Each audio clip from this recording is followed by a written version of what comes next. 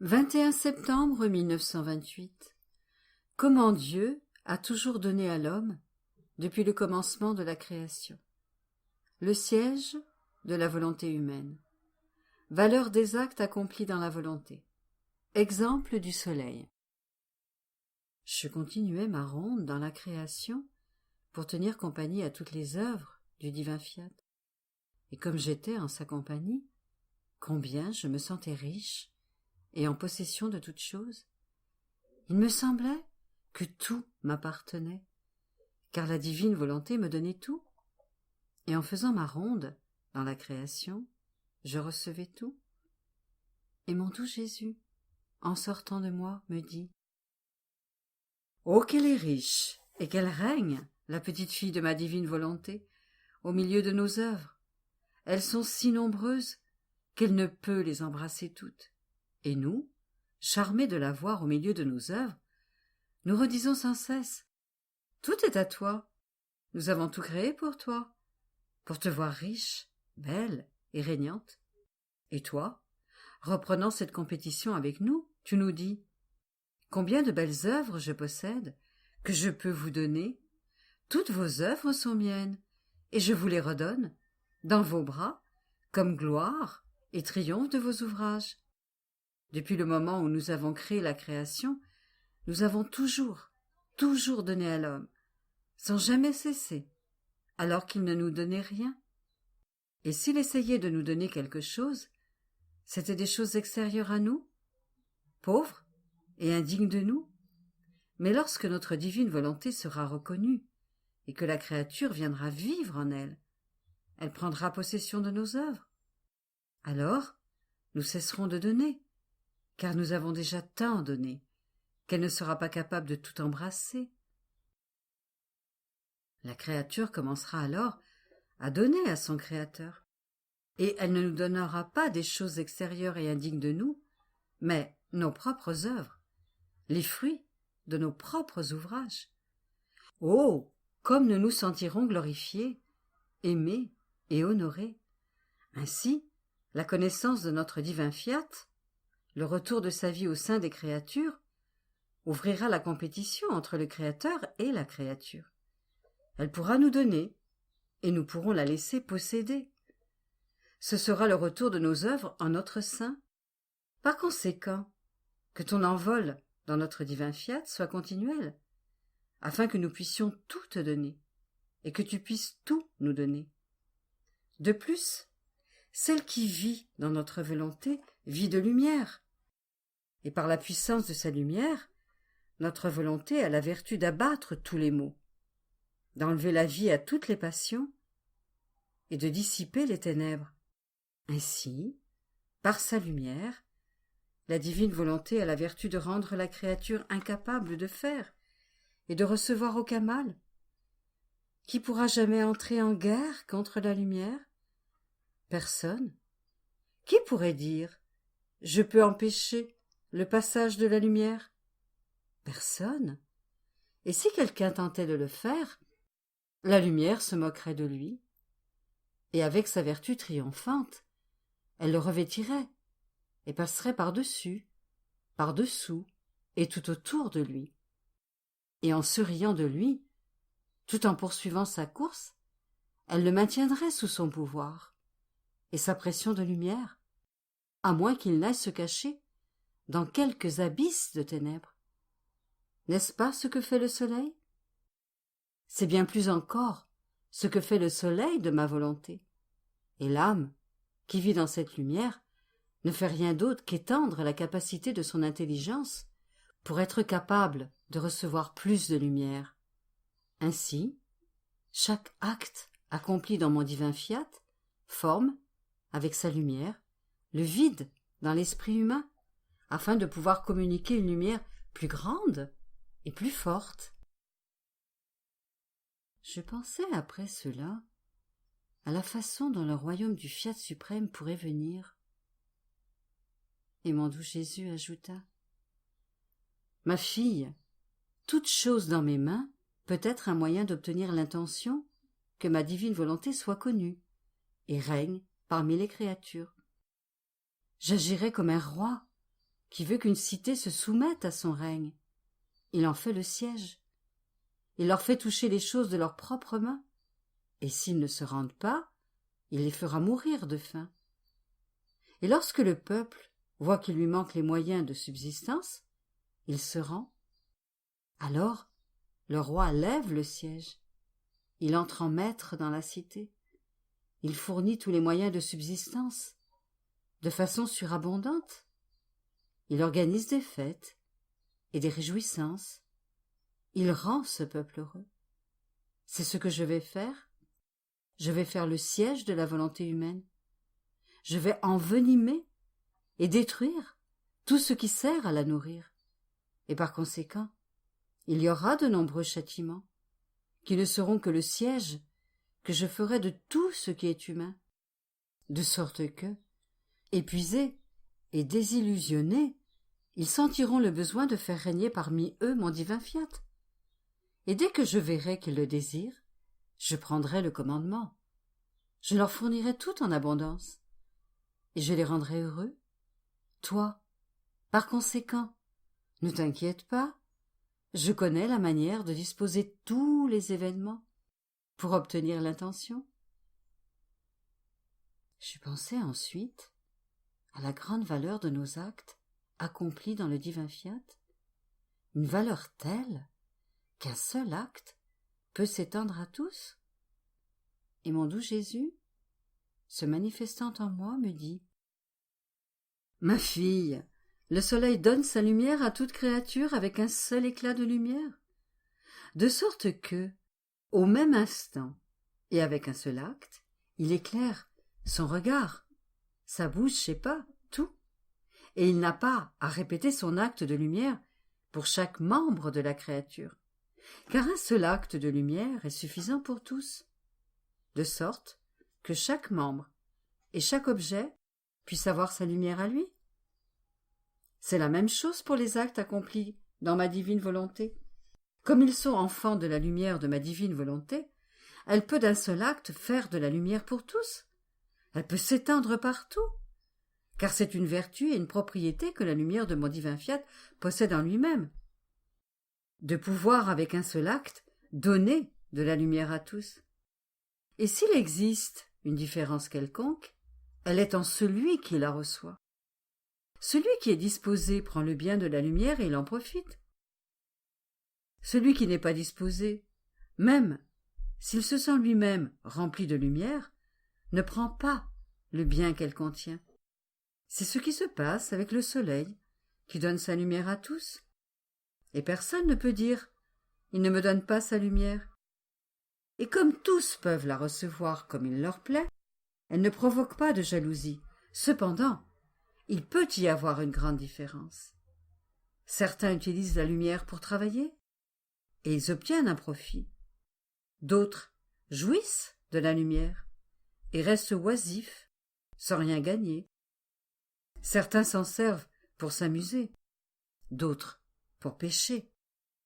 La lumière ne change pas, elle est toujours lumière, et accomplit son office de lumière. Mais tous ceux qui la reçoivent n'en retirent pas un profit, ni ne l'utilisent de la même manière. Telle est ma divine volonté, et les actes accomplis en elle. Ils sont toujours lumière, mais ceux qui profitent de cette lumière sont ceux qui y sont disposés. 24 septembre 1928. Comment la volonté de Dieu veut donner son royaume, mais les créatures doivent s'y disposer. Exemple du Père, la seule raison de toute la création, que le fiat règne parmi les créatures. La manière utilisée par Jésus pour dire ces vérités. Je pensais en moi-même, Jésus a un si grand désir de faire le grand don du royaume de son fiat. Il le veut, il le désire ardemment. Alors, pourquoi veut-il que nous prions pour qu'il nous le donne? Et mon toujours aimable Jésus, se manifestant en moi, me dit : « Ma fille, c'est en vérité ma volonté de vous donner le royaume de ma divine volonté, et je ne peux pas non plus m'empêcher de vouloir et désirez vous faire ce grand don. S'il n'en était pas ainsi, si je ne soupirais pas après le retour de l'homme dans le palais royal de ma divine volonté, j'irais contre l'ordre de notre œuvre de création, qui avec une très grande sagesse a créé l'homme pour qu'il puisse vivre de nous et demeurer dans le royaume de notre fiat, que nous lui avons donné en héritage. En sortant de notre fiat, l'homme a créé le désordre dans notre œuvre de création. Et comment pouvons-nous tolérer de laisser notre si bel ouvrage désordonné? Des siècles ont passé, d'autres siècles peuvent passer, mais nous ne changerons pas. Ce sera toujours pour nous le point le plus important, notre unique dessein et notre intérêt très spécial. Que notre œuvre de création soit restaurée et réordonnée, comme elle est sortie de nos mains créatrices, et qu'elle vive dans le royaume de notre divine volonté. Notre adorable Majesté se trouve dans la situation d'un père dont le fils était autrefois heureux, d'une rare beauté, qui lui apportait la joie et le bonheur, et qui vivait en propriétaire de l'héritage donné par son père. Ce fils, volontairement, a quitté l'héritage paternel. Il s'est rendu malheureux et a brisé les belles et pures joies qui existaient entre le père et le fils. Aussi, quelle ne serait pas la souffrance du père, quels ne seraient pas ses soupirs, ses larmes et son inébranlable volonté de voir son cher fils retrouver son bonheur. De plus, comme l'héritage du fils existe toujours, le père le garde en réserve et aspire à ce que son fils vienne en reprendre possession. Mais au milieu de tant de souffrances, de larmes et de soupirs du père, sa volonté est déterminée. Il veut que son malheureux fils désire et prie pour que son héritage paternel, son bonheur perdu, le soit rendu. Cela dispose le fils à recevoir et à apprécier son heureux état, le retour à son héritage. Et le père, submergé d'amour pour son cher fils, dira « Ta prière a formé un droit sur mon cœur, qui brûle pour toi. Reprends ce que tu as perdu. Tu l'as mérité. Je suis satisfait du moment que je te vois heureux, et que je peux dire « Mon fils n'est plus malheureux, mais heureux. » Or, nous sommes plus qu'un père, d'autant plus que son amour n'est qu'une ombre comparée au nôtre, et notre divine volonté est inébranlable. Personne ne pourra la changer. Le malheur de l'homme est un désordre pour l'ordre de la création, et nous voulons nos droits sur notre ouvrage. Nous voulons qu'il nous revienne tel qu'il est sorti de nous. Notre amour nous inonde, notre justice l'exige, notre bonté le réclame, et notre bonheur même le désire, et ne tolère pas le malheur dans notre œuvre. Notre divine volonté, nous entourant comme une couronne, nous rend immuables, et elle veut que son royaume soit possédé. Mais malgré tout, nous voulons que la créature prie et désire le bien que nous voulons lui donner. Cela forme un droit sur notre cœur paternel et une place dans le cœur de la créature pour être capable de recevoir ce que nous voulons lui donner, afin que nous puissions dire, dans notre excès d'amour, « Mon fils, tu l'as mérité, et nous t'avons donné ce que nous voulions te donner. » Celui qui prie se dispose. Ce qui est obtenu par la prière est apprécié et gardé en sécurité. Et comme la connaissance de ma divine volonté, la possession de son royaume n'est pas un bien individuel, mais général, afin de l'obtenir, je te fais prier pour tous, au nom de tous, et de chaque pensée, parole et acte de la créature, afin que tu puisses former le droit sur notre divine paternité, que tous puissent recevoir le royaume de notre fiat, ainsi que les dispositions en eux-mêmes pour être capables de le posséder. C'est ce qu'a fait la Reine du Ciel pour impétrer le royaume de la rédemption. Elle avait une prière, un soupir et un acte pour tous, et pour chacun. Elle n'a laissé personne lui échapper, et elle a donné ainsi à chacun le droit de recevoir son Rédempteur. C'est ce que j'ai fait pour les racheter, et c'est ce que je veux que tu fasses pour le royaume de ma divine volonté. Après quoi, je continuais à penser. Et pourquoi tant d'intérêt et tant d'amour de la part du Seigneur pour que sa sainte volonté soit connue et règne parmi les créatures? Et mon doux Jésus ajouta: Ma fille, parce que le but premier, son acte et sa fin était que notre divine volonté seule règne. Et pour qu'elle règne, il faut qu'elle soit connue. C'est notre volonté qui est entrée dans le champ d'action de la création, qui s'est imposée sur le rien par son fiat créateur, et qui a créé les cieux, les soleils, étant d'œuvres merveilleuses, et l'homme également. Et dans toutes les œuvres qu'elle a créées, elle a placé le sceau de son fiat omnipotent comme signe indélébile, qu'il resterait en chacune de ses œuvres, tel un roi régnant sur son royaume. Ainsi le but de la création n'était pas notre puissance, notre bonté, notre justice, notre immensité, et ainsi de suite. Et si tous nos attributs y ont concouru, c'était une conséquence, et non une raison. Si nous ne parvenons pas à notre but, c'est comme si nous n'avions rien fait.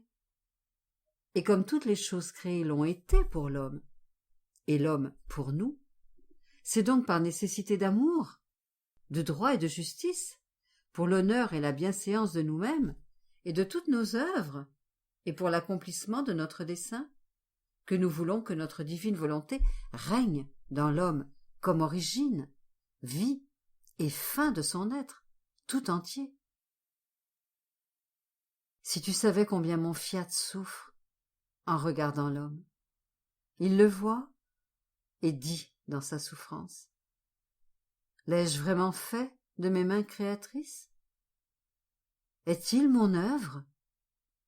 Est-il vraiment celui que j'ai eu tant de plaisir à créer? Cependant, je ne suis pas en lui, comme en mon royaume. Il a brisé mon sceau et m'a mis dehors. Il a détruit le dessein pour lequel je lui ai donné la vie. Tu vois donc qu'il est absolument nécessaire que ma divine volonté soit connue et règne. Et d'ici là, nos plus belles œuvres ne peuvent produire pour l'homme les biens qu'elles contiennent. L'œuvre de la rédemption n'a pas son accomplissement. Et je continuais à penser, et pourquoi est-ce que mon bien-aimé Jésus ne parle pas de son fiat aussi souvent qu'avant? Et Jésus ajouta: Ma fille, notre habitude est de donner les vérités que nous voulons manifester, un peu à la fois, car la créature est incapable de recevoir d'une seule fois, en son âme, toutes nos vérités. Nous faisons cela aussi pour que la vie de la vérité que nous avons manifestée mûrisse en elle. Et dans notre grande joie de voir arriver à maturité les belles œuvres que nos vérités produisent, nous nous sentons portés par la beauté de nos manifestations à manifester encore plus de vérité. Et c'est pourquoi nous donnons du temps, pour avoir le temps et l'occasion de nous réjouir, en faisant d'autres communications. N'avons-nous pas fait la même chose dans la création? Nous aurions pu créer tout ce qui existe d'un seul coup, et par un seul acte, mais nous ne l'avons pas fait. Lorsque notre fiat fut prononcé, et que nos œuvres apparurent, nous nous sommes réjouis, en voyant la beauté et la magnificence de nos œuvres, et elles nous ont incités à prononcer d'autres fiat, pour former d'autres magnifiques œuvres. C'est ce que je fais avec toi. Ne sais-tu pas que ce qui concerne la divine volonté et son royaume n'est que la continuation de la création? La narration qui devait en être faite à l'homme s'il n'avait pas péché. et avait possédé mon royaume du fiat.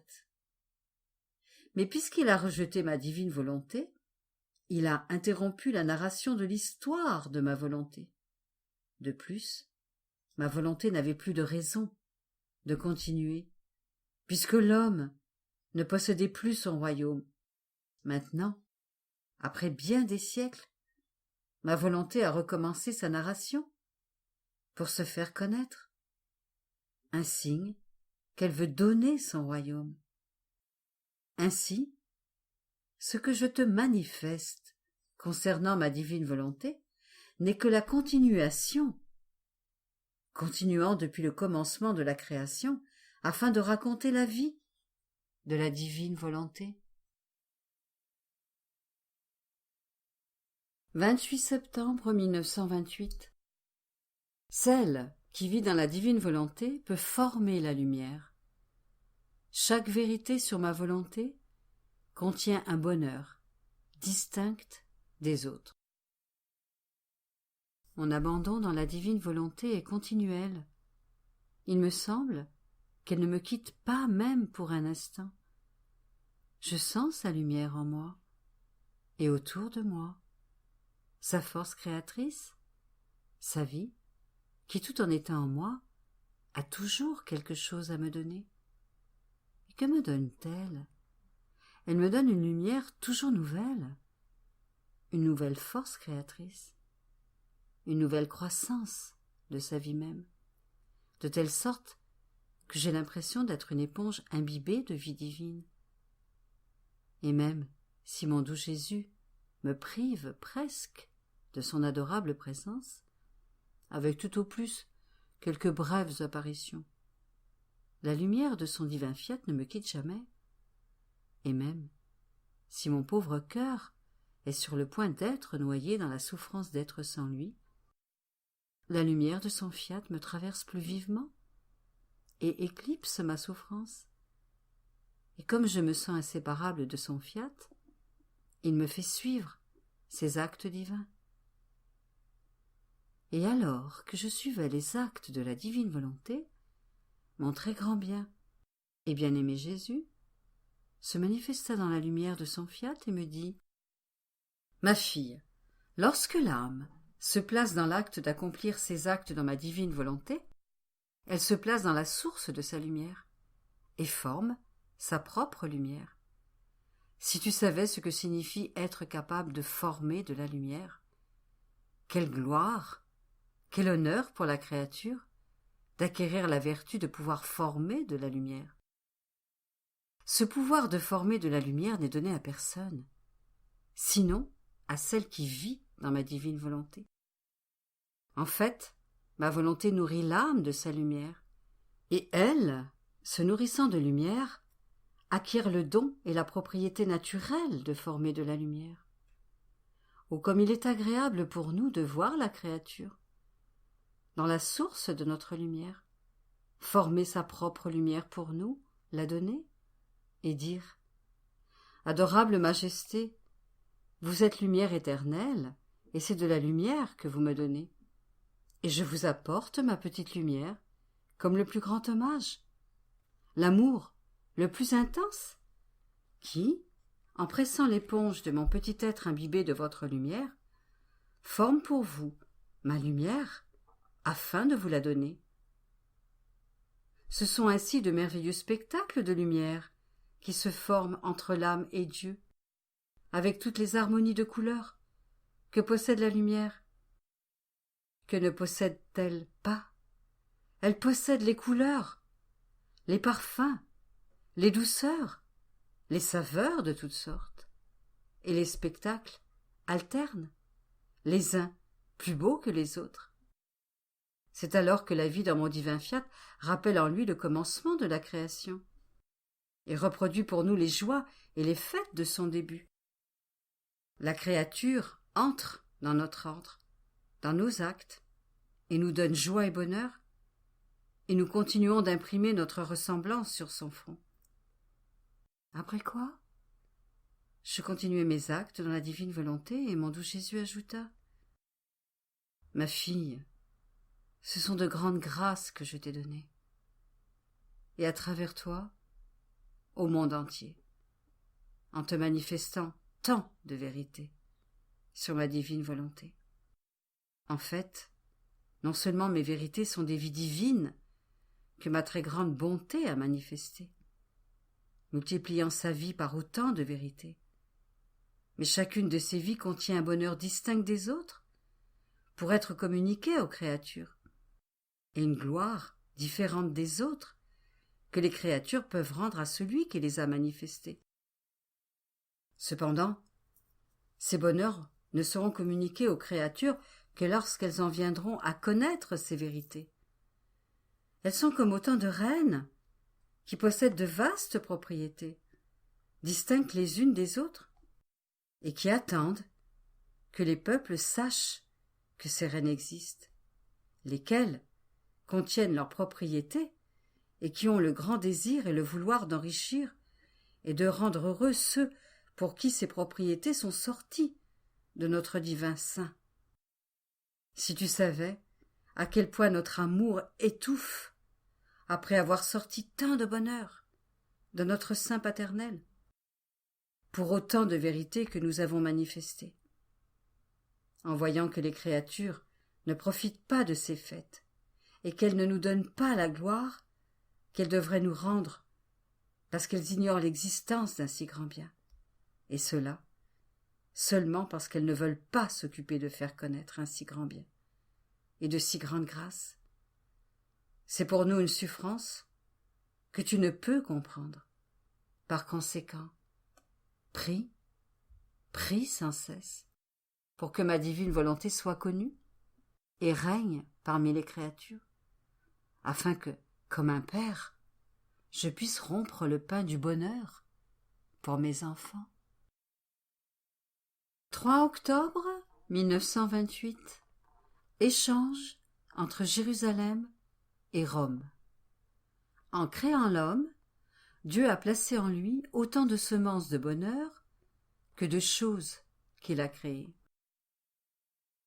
Mon pauvre esprit pensait à bien des choses concernant la divine volonté, particulièrement à la manière dont viendrait son royaume, comment il se répandrait, et beaucoup d'autres choses qu'il n'est pas nécessaire d'écrire. Et mon bien-aimé, Jésus, se manifestant en moi, me dit : Ma fille, si Rome a la primauté de mon Église, elle le doit à Jérusalem, parce que le commencement de la rédemption était précisément à Jérusalem. C'est de cette patrie, dans la petite ville de Nazareth, que j'ai choisi ma Vierge Mère. Je suis moi-même né dans la petite ville de Bethléem, et mes apôtres étaient tous de ce pays. Et même si Jérusalem, avec ingratitude, n'a pas voulu me reconnaître et a rejeté le bien de la rédemption, on ne peut nier que l'origine, le commencement, le premier peuple qui en reçut le bien venait de cette ville. Les premiers annonceurs de l'Évangile, ceux qui établirent le catholicisme à Rome, étaient mes apôtres, tous de Jérusalem, c'est-à-dire de cette patrie. Il y aura maintenant un échange. Si Jérusalem a donné à Rome la vie de la religion, et par conséquent de la rédemption, Rome donnera à Jérusalem le royaume de la divine volonté. Cela est si vrai que tout comme j'ai choisi une vierge de la petite ville de Nazareth pour la rédemption, j'ai choisi une autre vierge dans une petite ville d'Italie, appartenant à Rome, et à qui a été confiée la mission du royaume du divin fiat. Et comme cela doit être connu à Rome, tout comme ma venue sur terre devait être connue à Jérusalem, Rome aura le grand honneur de s'acquitter envers Jérusalem, pour le grand bien qu'elle en a reçu, qui est la rédemption, en lui faisant connaître le royaume de ma volonté. Jérusalem se repentira alors de son ingratitude, et elle embrassera la vie de la religion qu'elle a donnée à Rome. Et, reconnaissante, elle recevra de Rome la vie du grand don du royaume de ma divine volonté. Et non seulement Jérusalem, mais toutes les autres nations recevront de Rome le grand don du royaume de mon fiat.